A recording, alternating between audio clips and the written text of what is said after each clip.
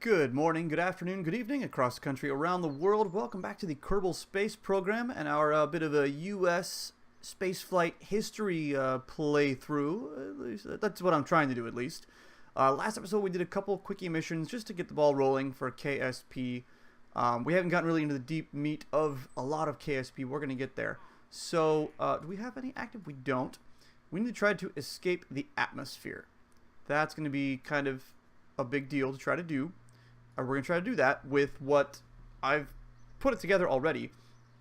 I cheated myself some science, like 500, so that I could research up to some of the parts that I would need to get the look and feel right of what I'm calling the Freedom 7. This is part of the Mercury Redstone. It was the Mercury Redstone 3, otherwise known as Freedom 7, that took Alan Shepard into space. He didn't orbit, but he went into space. So this is what I've assembled. It's not perfect. It's not correct. But to the best of what I can tell, the Redstone rockets were fuel oxygen. So we have fuel and oxidizer. They had fins at the bottoms, had the capsule, and it had an escape system. The launch escape system is a little big. So I had to put a decoupler here facing down so that it would decouple here. Is that you? That is you. And you are there. And this is there. Oh. Let's put those in the right places. I think we'll decouple these guys before we decouple all of this. I think. I could be wrong. And this could all go horribly. It's got a decent thrust to weight. It's actually got a not amazing thrust to weight. Well, thrust to weight, yes. Surface level thrust. It's got a fair amount of delta V, and it can burn for a long time. So we should get into space. I don't think we'll have enough to get into orbit. Obviously using 4 of the FLT800 fuel tanks. They're just the ones that were the right size and everything. The other ones just felt a little too big or too small. But like these are all, yeah, that's a bit too big, I think. Because from all the images I've seen, the shaft, the body of the fuselage of the rocket is the same circumference, same radius rather, radius, diameter, all those things as the pod. So we're gonna keep it to that just for this, just because that's what I'm trying, that's what I'm going for. And there's all these new fuel tanks and things that I have not played with. They all look pretty cool, and a lot of them they have you can change. Well, I think a lot of them have. Here, let me just be stupid and boop. And you can change, you can change the color. Black and white, orange, or black and white. So that's cool. You can do stuff like that. There's a lot of cool, neat stuff with the Making History mod. So yeah, I've named this a Friendship 7. And we are going to, one thing I haven't done, structural, yes. Launch clamps. We're just going to give it a couple down here. Say 4. Ought to be good. And we are going to do like you do correctly, like you do in the real world, where you light the engine and then you release the clamps. So this will be lit for just a moment, and then we'll release, and it will hopefully fly up. I used the kind of basic fins, well, the Delta Deluxe winglet. So there is a fin, it does steer down there, and then these are just on top because that's what it looks like. If you look at the Redstone rockets, there's a big chunky fin down there. So we're keeping that. The height is about correct. It's a little shorter than it needs to be, actually. The thing I was looking at was like 83. And I was like, 83? That's really tall. That's almost like it's feet. 83 feet from the base to the top, of the launch escape system. So I had to go into a quick Google, converter to find it, and it's about 25 meters. So we're a couple meters short, but for our purposes, I think we get close enough to the Friendship 7. Alright, so I have to apologize. I keep saying the wrong thing in this video, and I continue to say the wrong thing further in this video. The first flight, what we were modeling here, sorry, I have to read my laptop. The Mercury Redstone 3, call sign Freedom 7, that's what the capsule was called, more or less, carried Alan Shepard May 5th, 1961, from Launch Complex 5. I'm just reading this straight across from Wikipedia. Got to an altitude of 117 miles, 188 kilometers. The whole flight lasted about 15 and a half minutes, just back down. So I do apologize. I keep saying Friendship. That's the third flight in the Mercury program. Freedom 7, Liberty Bell 7, which is just another boop boop pop up and down, about the same. He got a touch higher. He got 2 kilometers higher. Gil Grissom did, and then later on in 62, there's Friendship 7. But this flight that you're seeing here, this is Freedom 7 with Alan Shepard, or at least my, again, KSP recreation of it. All right, a couple visuals because they're nice. Again, we got the Mercury Redstone 3 carrying Alan Shepard, call sign Freedom 7. And this is a shot of the capsule. I believe it's at the Smithsonian, and you can see in there wasn't much space for him. He was really, really, really crammed in there, really tight. And there it is at liftoff. It wasn't very big, it wasn't very much, but it was enough to get a guy up and into space. And we're going to launch Jeb, right? Jeb is on board? Yeah, we'll launch Jeb. What is this? Oh, that's cool. You can change his uniform. We'll keep these guys all the orange because they are the original. Jeb, Bill, Bob, and Valentina. Right. So we'll save that. I think that's about all we can do with this. We'll see if it flies. I'm hoping these don't not let it steer. Not that we need to steer too much, because we just need to escape the atmosphere and then come back. Oh! I just realized something I'm missing that is going to make Jeb's return to Kerbin kind of rough. Parachutes. Oh, wrong way. Just two. There we go. Boop. There we go. Give him some radial mounted chutes. Otherwise, I would put it on the tip, but it's blocked with the connector. Because we have the launch escape system. Right. So that's better out there. Parachutes. Otherwise, this would be a really, really sad trip for Jeb. And that doesn't block the hatch. Engine jettison before use. Oh, that one. Yeah, that's fine. And unused motor propellant. Oh, we can get rid of that. Bye-bye. And that'll help things a little bit, I think. Cool. All right. So let's save it now. And we shall take my attempt at the Friendship 7. Although I kind of want this to be like...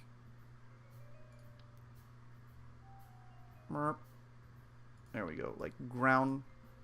Oh, that way. Like ground level-ish. Yeah, that feels about right. Right, we'll give this a try as Friendship 7, and we shall see what happens and how high we get. Let's take it out to the launch pad. So I'm pulling up Wikipedia on the side here, and it gives you a whole timeline of everything. Liftoff, pitch, end pitch, max Q, booster engine cutoff, tower jettison, spacecraft turnaround, apogee, all these things. Looks like he got to a height of 115 miles, 185 kilometers. So that's pretty high. That's well out of Earth's atmosphere. I'm not sure what that means in reference to Kerbin, but that's pretty high. Let's see. MechJeb, give me orbital info. Yes, that should be good. Turn on stability. And we shall see what happens with Jeb here trying to fly us straight up into space. We're going to give it full throttle because it is a liquid engine. And let's hit the go button. It ignites. And it's not enough. Eek.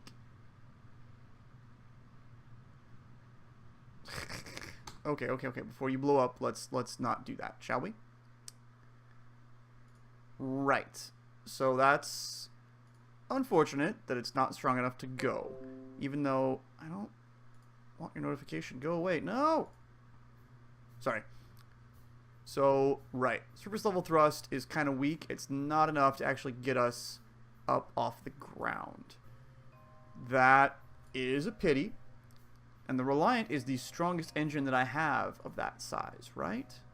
Yeah, because you're weaker. Oh, no, you have more. Wait, you are the Reliant. Ew. Right? Yeah, you're the Reliant. You have more. That's unfortunate. Perhaps I have the general shape right. Unfortunately, to make it work in Kerbal Space Program is not enough. So we're going to ditch one segment. And that should get us a decent thrust to weight. So it's not quite the right height, the right... Actually, stand by. Let's be sneaky and put this back on there. Ooh, click. But we'll take all the fuel out of this stage. There we go. So now it looks correct, but it only has 3/4 of the fuel. So we should still get up fairly high. Yeah, this way the aesthetics still work, and I'm appeased and happy with the height, etc., etc. Yeah, because making it shorter would be like, okay. The proportions aren't totally correct, but within the limitations of the game, we'll try it now this way. Ignite, you, and you, right? Yes. Separate, and then that. Yes. Save and launch. And we'll try launching this guy, the, what is Mercury Redstone 3. Mercury Redstone 3 with the Freedom 7 capsule carrying Jebediah.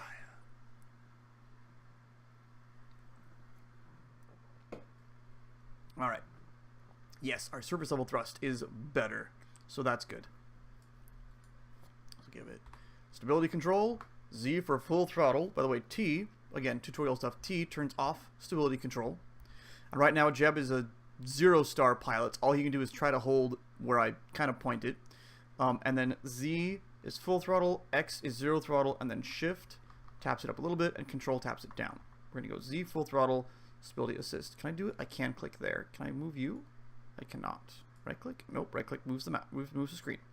Right, I did have to upgrade the launch pad to handle this mass and height, but we had the money and whatnot to do it.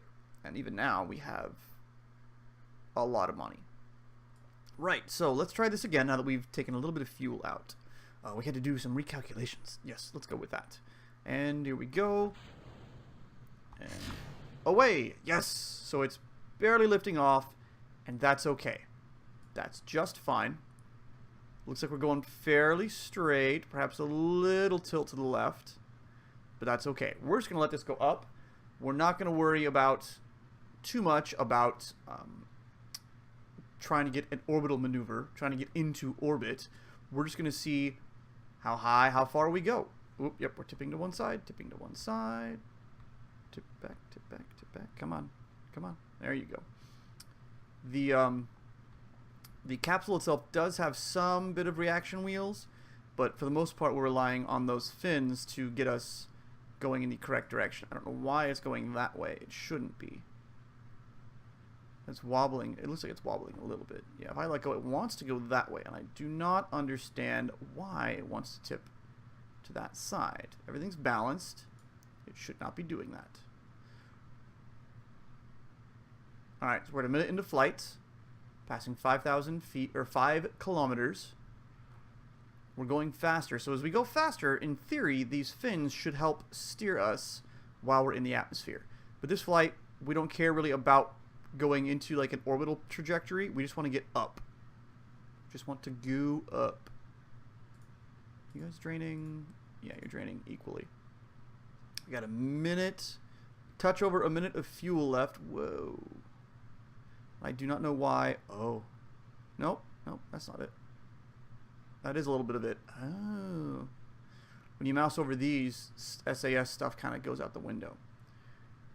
Anyway, yeah, so we're steering this way, and it's not really working that well.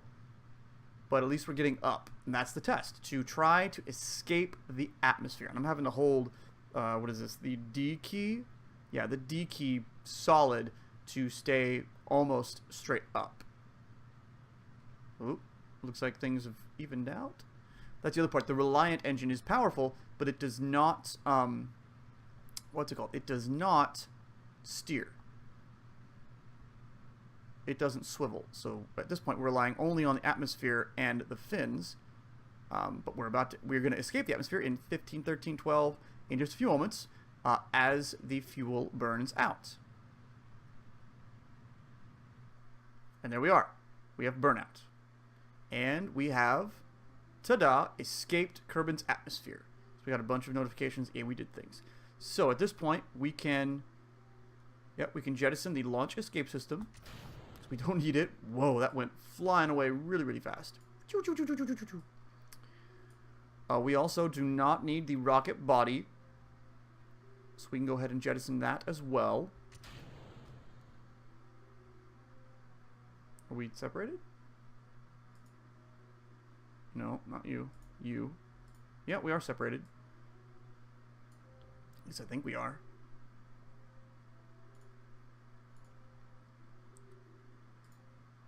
Can you EVA? No, you cannot. Okay.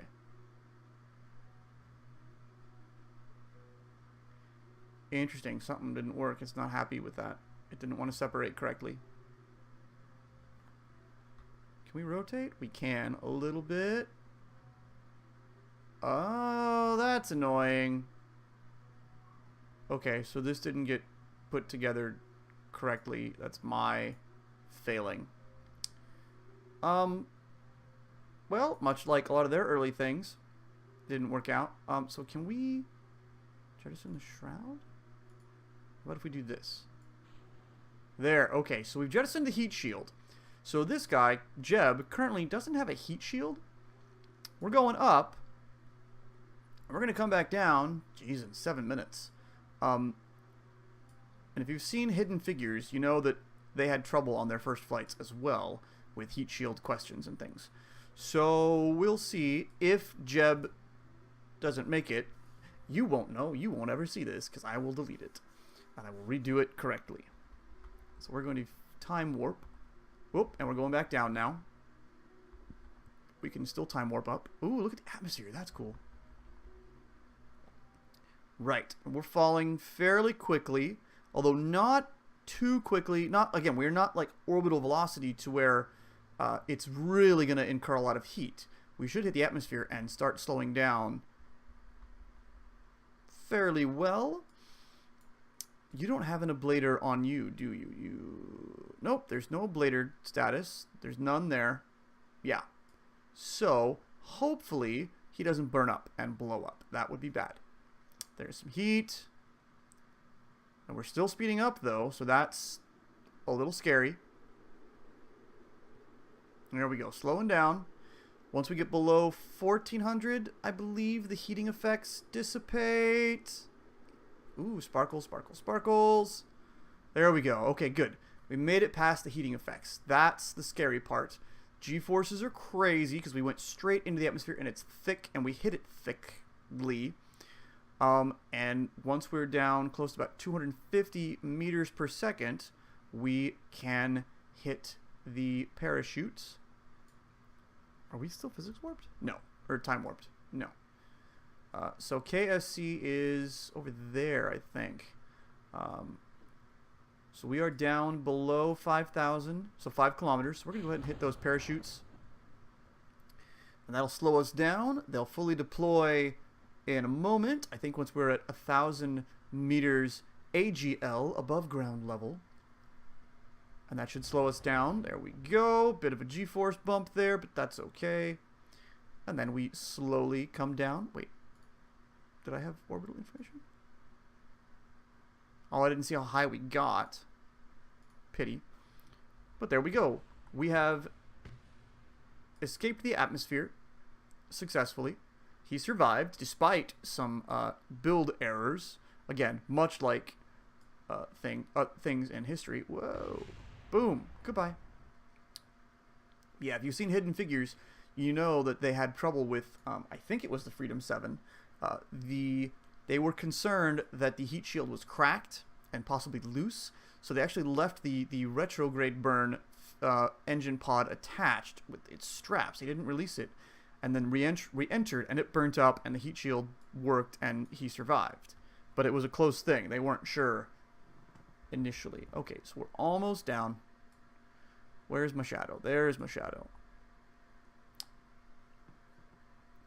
Slowly coming down. Slowly coming down. And boop. There we are. Jeb has made it to the surface. He looks... Oh, there he goes. He's dancing. He looks happy to be home. Let's get a crew report from here. Just for science. Why not? And then Jeb, EVA here. Again, because why not? Keep that. Board. And recover the vessel. And that'll complete that contract and our mock flight of, what's it called? Of the Mercury Redstone 3, also known as Freedom 7, which initially, again, had Alan Shepard, the first U.S. citizen, first United States astronaut into space. No XP gain. Oh, that's too bad. Done. So, there we are with our first one. Next, oh gosh, I'm getting ahead of myself now. The next flight,